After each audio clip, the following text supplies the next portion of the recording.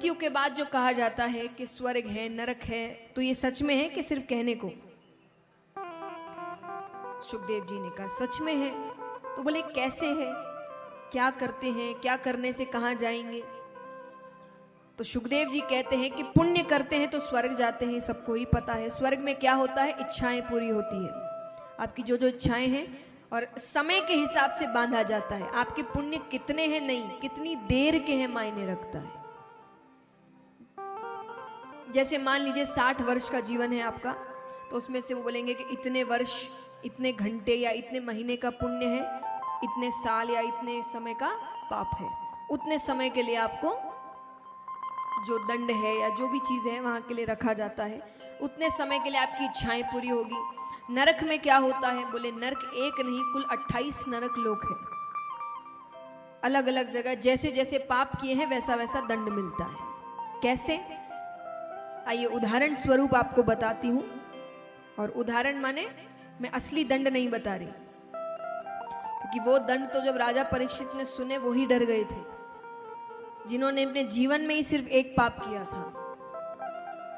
हम और आप तो कितना डर जाएं। तो उदाहरण, एग्जाम्पल के तौर पे मान लीजिए कि घर में जो डस्टिंग करते हैं ना, डस्टिंग यानी सिर्फ झाड़ना, कपड़े से, सूखे कपड़े से झाड़ना।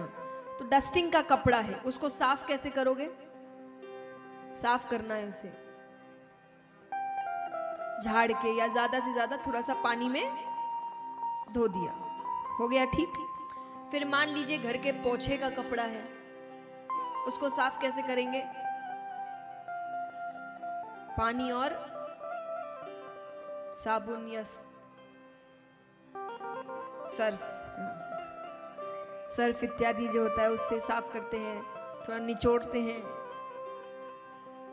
तब जाके वो साफ होता है। अब मान लीजिए घर के चौके का कपड़ा है जिसमें तेल की चिकनाई इत्यादि है, उसको कैसे साफ करेंगे? गरम गरम खोलते हुए पानी में डाला जाएगा, फिर कॉस्टिक सोडा इत्यादि डाला जाता है, खूब कूटनी से पीटा जाता है, खूब निचोड़ा जाता है, तब जाके वो। तो जैसा कपड़ा वैसी सफाई, जैसे पाप वैसा दंड। जैसे पाप करोगे वैसा दंड दिया जाएगा। तो राजा परीक्षित तो बड़े डर गए। राजा परीक्षित कहते हैं प्रभु ऐसा कुछ है क्या कि जीव पाप भी करे और नरक भी ना जाए? बोले नहीं, ऐसा कुछ नहीं है। हाँ, तुम ये कर सकते हो कि एक बार तुमने पाप किया तो उसका प्रायश्चित कर लो और उसको वापस दोहराओ ना, तो दंड बहुत कम हो जाता है। बोले नहीं, कोई तो रास्ता होगा कि जीव पाप भी करे लेकिन नरक ना जाए। सुखदेव जी कहते हैं आप पापियों का भी कल्याण चाहते हैं? एक तरीका है। कैसा? बोले अंत समय में अगर मुख में भगवान का नाम आ जाए तो जीव नरक नहीं जाता।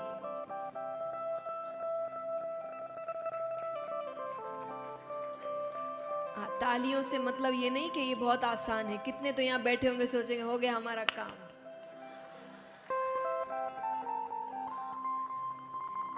जितना ये सुनने में आसान है उतना ही करने में कठिन। जन्म जन्म मुनि जतन कराही, अंत राम कही आवत नहीं।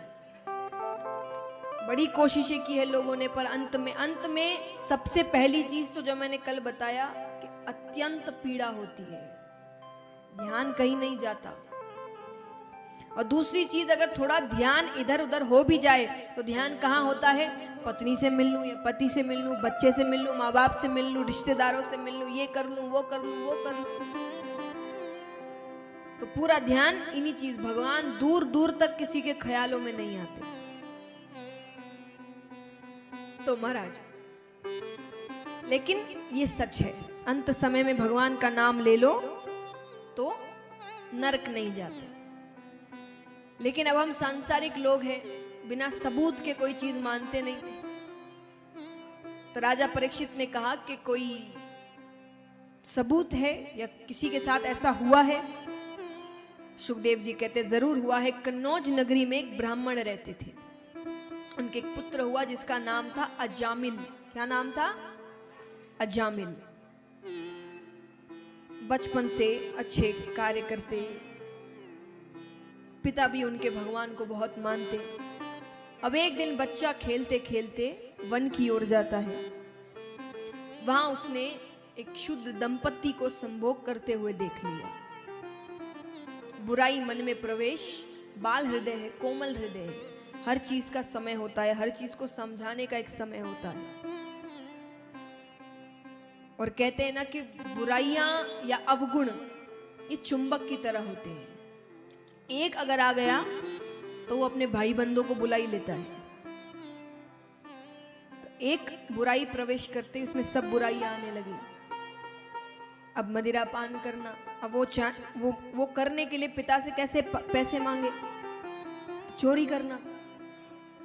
तो धीरे धीरे सारी बुराइयां प्रवेश कर गई। पिता की मृत्यु हो गई, चोरियां डकैतियां बनी, बड़ा सा महल खड़ा किया, खूब स्त्रियां सारी अपने साथ रखने लगा। अब कुछ समय बाद उसी नगरी में एक ऋषिगण 100 वर्षों की तपस्या करके उठते हैं, एक ऋषि। तो उन्होंने इस नगरी में आकर पूछा कि यहाँ किसी ब्राह्मण का घर है क्या? मुझे एक रात बितानी है।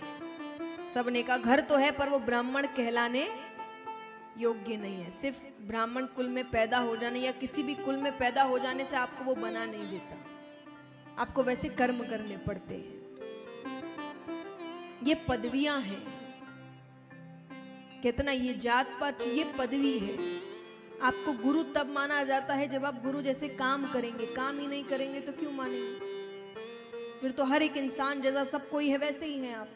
लेकिन ये पदवी है, कब मिलती है? जब आप वैसी शिक्षा ग्रहण करते हैं, वैसे काम कर्म करते हैं।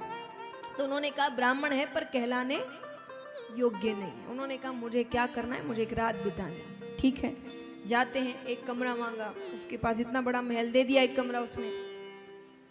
पूरी रात, अब सिद्ध ऋषि थे, उन्होंने सब कुछ समझ लिया कौन है, क्या किया इसने। सुबह उठते हैं, जाने लगते। जाने से पहले कहा तुमने मुझे स्थान दिया रहने को, अगर कुछ वरदान मांगना चाहते हो, कुछ वचन चाहते हो। उसने कहा मेरे पास सब है, जाइए आप, हो गया। उसने कहा ठीक है। ऋषि कहते एक और बात मानोगे मेरी? कौन सी बात? तुम्हारी पत्नी को अभी 10वां गर्भ है, तुम्हारे संतान होने वाली है। बोले हाँ। तो बोले उसका नाम नारायण रखना। क्या रखना? उसने कहा ठीक है। चले गए। वो बालक ही होता है तो उसका नाम जैसे उसने वचन दिया था उसने रखा नारायण। अब क्योंकि घर का सबसे छोटा बालक है तो मोह ज्यादा है, तो अब दिन भर उसके मुख में केवल एक ही नाम, नारायण। इधर आना, नारायण कहाँ गया? नारायण ने खाना खाया, नारायण को नारायण नारायण नारायण, दिन भर नारायण। वर्ष बीतते हैं, अंत समय आता है उसका। अंत समय में जैसे ही यम के दूत आए उसको खींच के ले जाने लगते हैं कि डर के मारे उसने जोर से चिल्लाया नारायण मुझे बचाओ, नारायण मुझे बचाओ। अब भगवान को आवाज आती है। भगवान अपने पार्षदों से कहते जाकर देखो कौन आवाज लगा रहा है, उसकी मदद करो। पार्षदों को देखकर यम के दूत चले जाते हैं। अब यमराज भगवान के पास आते, वो कहते हैं आपके भक्त का अंत समय आता है, मैं नहीं जाता, लेकिन ऐसे पापी के लिए आपके पार्षद आए। भगवान कहते हैं पापी हो कि पुण्य करने वाला हो, जो अंत समय में मेरा नाम ले लेता है वो नरक लोग। अरे यमराज के वो आपका नाम नहीं ले रहा था, वो अपने पुत्र नारायण का नाम ले रहा था। भगवान कहते पुत्र समझकर, पिता समझकर, मित्र समझकर, शत्रु समझकर, नाम तो मेरा ही ले रहा।